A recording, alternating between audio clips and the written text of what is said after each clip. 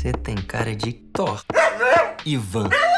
Que nome a gente dá pra um cachorro caramelo? Hey guys! Welcome back to the channel ko saan pelikula ang bida. Dito pag-uusapan natin ng mga movie recaps, trending films at mga upcoming movies na dapat nyong abangan. Kung mahilig ka sa mga kwento, plot twists at cinematic feels, you're in the right place. Let's dive in. Isang aso na kayang baguhin ang buhay ng isang tao. Nakakatawa, nakakatuwa, pero sa huli mapapaiyak ka talaga. This is Caramelo, the heartwarming dog movie na mapapanood nyo sa Netflix. Caramelo is a Brazilian drama film directed by Diego Prietas, inspired by real human experiences and the unbreakable bond between a man and his dog. Ang story ay tungkol kay Pedro, played by Rafael Vici, isang young chef na malapit nang matupad ang pangarap niya na magbukas ng sarili niyang restaurant. Pero biglang nagbago ang takbo ng buhay niya after a serious diagnosis. Then comes Caramelo, a stray caramel-colored dog na biglang pumasok sa buhay ni Pedro. Hindi lang siya basta aso, siya yung nagbigay ng saya, pag-asa at unconditional love sa isang taong halos mawala na ng gana sa buhay. This movie is packed with feel-good and tear-jerking moments na siguradong tatama sa puso mo. Kasama rin dito sina Aaron Botelho as Camila, Kelsey Eckhart as Need,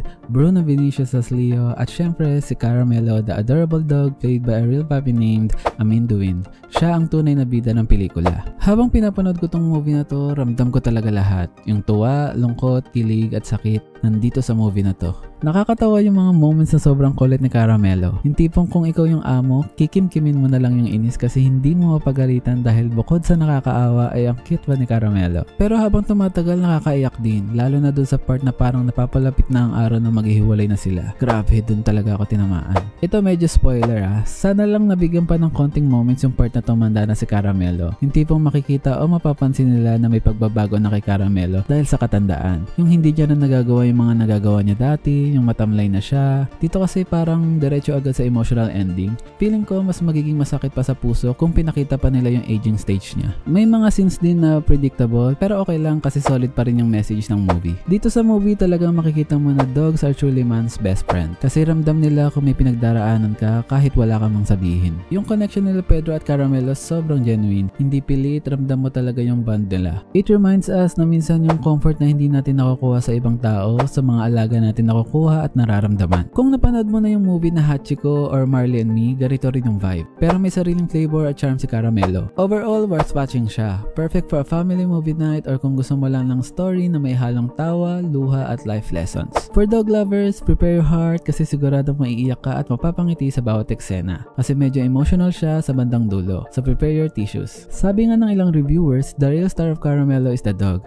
and the movie embraces that with love. Kaya naman, ang rating ko sa movie nito ay 7 out of 10. So kung gusto mo ng movie na magpapatawa, magpapaiyak at magpaparamdam ng tunay na pagmamahal, panoorin mo na ang Caramelo. Available now on Netflix. After mo mapanood or kung napanood mo na, comment mo nga kung saan part ka pinaka na-touch at kung naiyak ka rin ba tulad ko.